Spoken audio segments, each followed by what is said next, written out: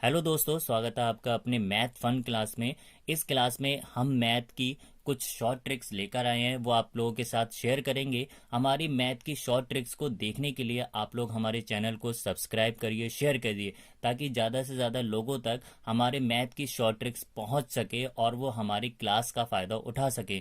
दोस्तों, आपने देखा है कि एग्ज़ाम में मैथ के क्वेश्चंस आते हैं, उन क्वेश्चन को हमें लॉन्ग तरीके से सॉल्व नहीं करना होता है। हम क्वेश्चन को क्या करते हैं, शॉर्ट तरीके से सॉल्व करना होता है, जिससे हमारा टाइम क्या होता है, बच जाता है। एग्जाम में हमें जैसे रेलवे का एग्जाम हो गया, पुलिस का एग्जाम हो गया, एसएससी का एग्जाम हो गया, इन एग्जाम में एक टाइम रहता है, उस टाइम के अकॉर्डिंग हमें क्वेश्चन को सॉल्व करना होता है। उसी से रिलेटेड हमारा ये चैनल है, इस चैनल को सब्सक्राइब करिए, शेयर करिए, ताकि हम क्या है, ज़्यादा से ज़्यादा आप लोगों को मैथ की जो आसान ट्रिक होती है वो प्रोवाइड करा सकें। जैसा आपने यहाँ पे, मैंने यहाँ पे लिख रखा है, आप लोग देख रहे हैं शॉर्ट ट्रिक्स। शॉर्ट ट्रिक्स जो आज हम पहला टॉपिक लेकर आए हैं वो हम घड़ी पर लेकर आए हैं, क्योंकि हमें एग्जाम में क्या होता है, घड़ी से रिलेटेड कुछ क्वेश्चंस मिल जाते हैं। घड़ी की बात करें तो घड़ी क्या कह रहे हैं, घड़ी एक ऐसा यंत्र है जो घंटे, मिनट तथा सेकंड के समय के अंतराल को क्या करता है, व्यक्त करता है। घड़ी को हम लोगों ने जो है चार पार्ट में बांट रखा है। घड़ी के क्या होते हैं, चार पार्ट मेन होते हैं, जिसके अंदर एक डायल हो गया, घंटे की सुई हो गई, मिनट की सुई हो गई और सेकंड की सुई हो गई। घड़ी के चार पार्ट्स होते हैं। डायल क्या होता है, डायल एक गोल या आयताकार या चौकोर पार्ट्स होता है, जिसके ऊपर क्या होता है, 1 से 12 तक नंबर लिखे होते हैं या चिन्ह होता है या बिंदु बने होते हैं। ठीक है। अब कह रहा है घंटे की सुई, घंटे की सुई जो होती है वो मिनट की सुई से छोटी होती है और मोटी होती है। मिनट की सुई घंटे की सुई से बड़ी, लेकिन सेकंड की सुई से कुछ मोटी होती है। सेकंड की सुई कह रहे हैं, सेकंड की सुई मिनट की सुई से पतली होती है। अब बात कर रहे हैं कि हमें एग्जाम में जो क्वेश्चंस मिलते हैं ना, घड़ी के जो क्वेश्चंस मिलते हैं, जैसे अगर क्वेश्चन ये कहता है कि अगर मान लो कोई घड़ी है, उस घड़ी में 3:30 हो रहे हैं, तो लंबवत दर्पण में उसका टाइम क्या होगा, यानी कि उसका प्रतिबिंब क्या बनेगा। ठीक है, ऐसी क्षैतिज प्रतिबिंब क्या बनेगा, क्षैतिज दर्पण में देखने पर उसका टाइम क्या होगा। इसी से रिलेटेड कुछ क्वेश्चंस आते हैं। जैसा हमने यहाँ पे लिख रखा है घड़ी का प्रारूप, तो घड़ी का प्रारूप कह रहा है जब किसी घड़ी का दर्पण द्वारा कोई काल्पनिक प्रतिरूप बनता है। हम एक कल्पना कर लेते हैं, कल्पना के आधार पर ही हमें क्वेश्चन को सॉल्व करना होता है, तो उसे घड़ी का प्रतिबिंब कहते हैं। घड़ी का प्रतिबिंब दो प्रकार से बनता है, एक जब जब किसी वस्तु को लंबवत दर्पण में देखते हैं, और दूसरा जब किसी वस्तु को क्षैतिज दर्पण या पानी में देखते हैं। ठीक है, क्वेश्चन दोस्तों इस तरीके से आ सकता है, जब किसी वस्तु या घड़ी में कितने 3:30 हो रहे हैं, तो पानी पर उस घड़ी को अगर ले जाकर रखें तो उसका प्रतिबिंब क्या बनेगा, प्रतिबिंब टाइम क्या होगा। इस तरीके से क्वेश्चन आ सकते हैं। बहुत आसान ट्रिक है, बहुत छोटी ट्रिक है, हमें करना ही है।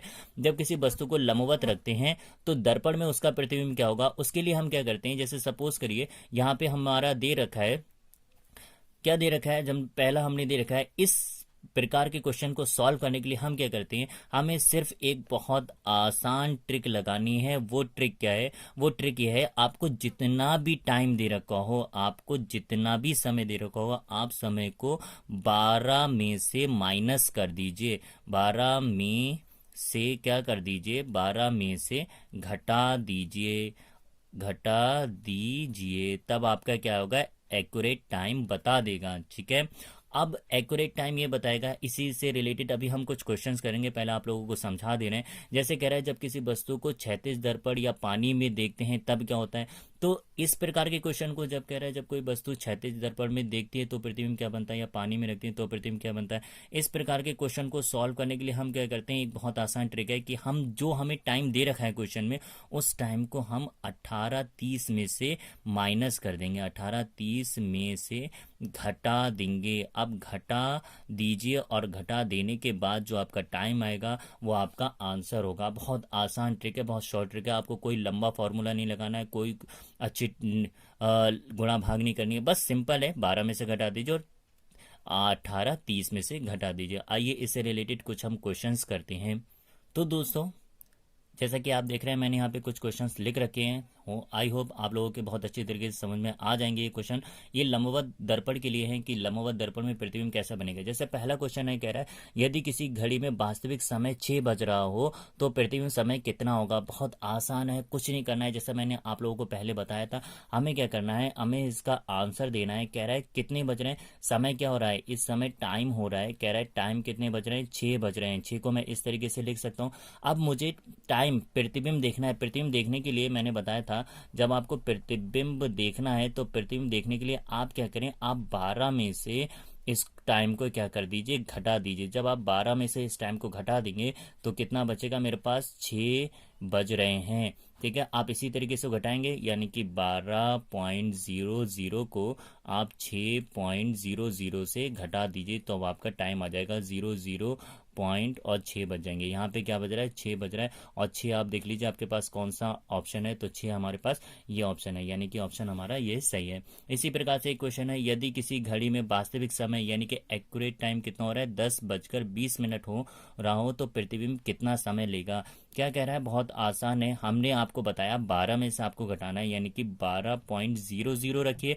अब जो टाइमिंग दे रखा है 10:20, तो यहाँ पे 10:20 लिख लीजिए। ठीक है, अब आपको इसको सॉल्व करना है, इसको हल करना है। हल करने का तरीका ये है कि 0 में से 0 जा तो सकता है मगर 0 में से 2 नहीं जा सकता। अब आप क्या करना है, 12 को मैं इस तरीके से लिख रहा हूँ, 12 को मैं इस तरीके से लिख रहा हूँ, 11:60 करके लिख सकता हूँ भाई। 11 घंटे और 60 मिनट तो 12 ही तो हुए।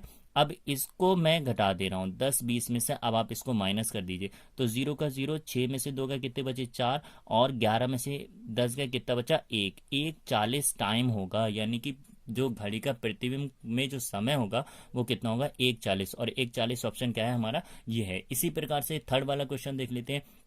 उस समय का चयन कीजिए जो घड़ी में 9:30 की सही दर्पण की छवि को दर्शाता हो।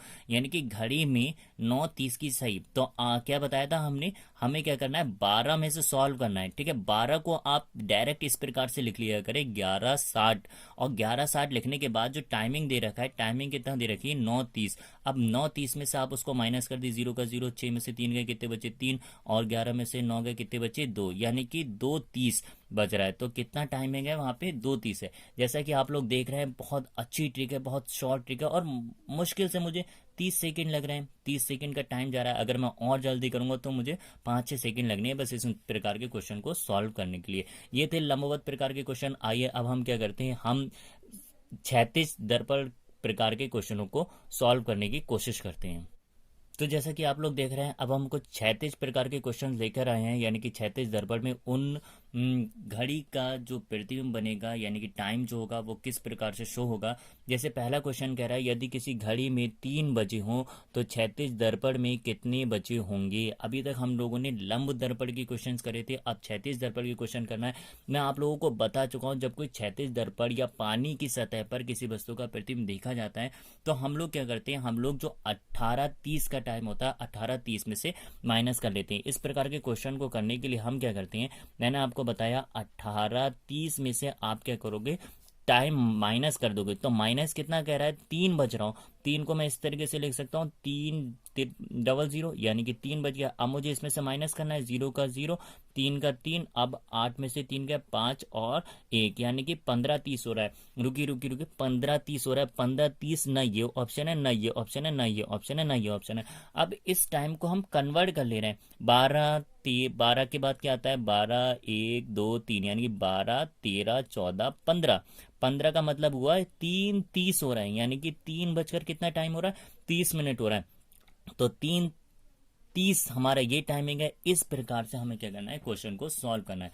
जब क्षैतिज दर्पण के क्वेश्चन आएंगे तो हमें 18:30 में से घटाना है, और जब उस दर्पण के क्वेश्चन आएंगे तब हमें कितना करना है, तब भी हमें 18:30 में से घटाना है। अब जैसे सेकंड वाला क्वेश्चन आ गया। सेकंड क्वेश्चन कह रहा है, यदि वास्तविक प्रतिबिंब 4:40 हो रहा हो तो इस स्थिति में प्रतिबिंब सही समय कितना होगा। अब हमें सही समय ज्ञात करने के लिए क्या करना है, हमें 18:30 में से इसको क्या करना, माइनस करना है। अब 18:30 में से माइनस करने के लिए क्या करते हैं, टाइमिंग हमें कितना दे रखा है, टाइमिंग हमें दे रखा है 4:40। आप क्या करो, 4:40 आपको इसमें से माइनस करनी है। अब आप मुझे बताइए 30 में से 40 माइनस कर सकते हैं? नहीं कर सकते ना।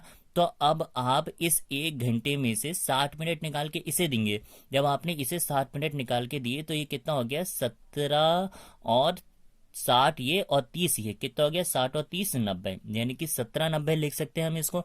और माइनस कितना करना है? 440 हमें क्या करना है? माइनस करना है। अब हम इसमें से माइनस करने तो 0 का 0, 9 में से 4 गए कितने बचे? 5, और 17 में से 4 जाएंगे तो कितने बचेंगे?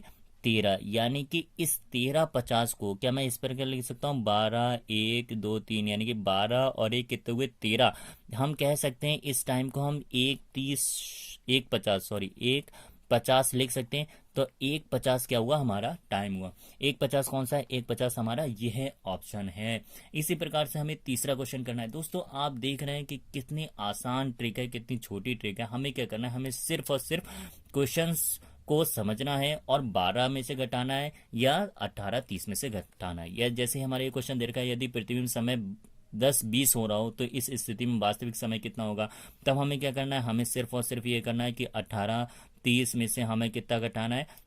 10 20 घटाना है। अब जब आप 10 20 घटाओगे, 0 का 0 कितना बचा? 10, और 8 का 8, यानी कितना हुआ? 8 10 बच रहा है। अब 8 10 इसमें से कौन सा ऑप्शन है? इसमें से 8 10 ये ऑप्शन है। दोस्तों तो जैसा कि आप लोग देख रहे हैं, बहुत सिंपल ट्रिक है, बहुत आसान ट्रिक है। ये हमारा क्या करता है? किसी भी एग्जाम में टाइम मैनेजमेंट का कार्य करता है, यानी कि टाइम को जल्द से जल्द बचाता है।